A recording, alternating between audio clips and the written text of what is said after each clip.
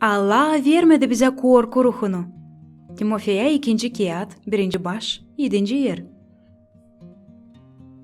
Bibliyada bize yazılı.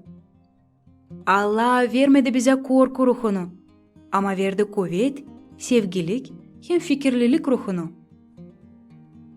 Korkuyu tarama dini, ilkin lazım anlayalım, hani korku o bir ruh halı, hangisi değil Allah'tan.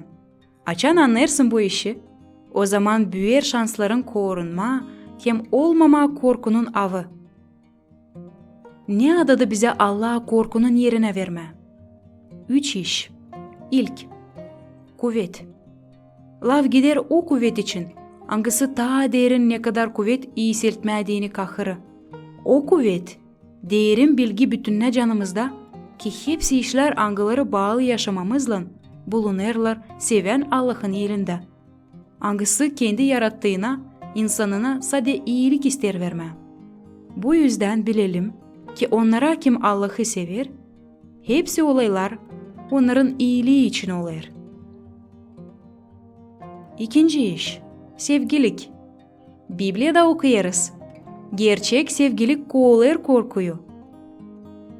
Sadece o zaman açan anlayacaksın, hani Allah seni sever şartsız, bakmayarak ne türlü varsın, da hiçbir kere kendi bakışını sana değiştirmeyecek.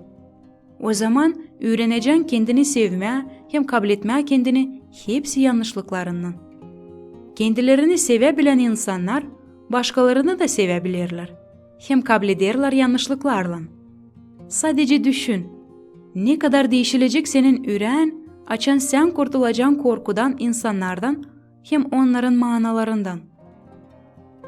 Bu türlü sevgilik daha büyük bir iş, ne kadar duygu angısından sen sadece kendini iyi duyarsın.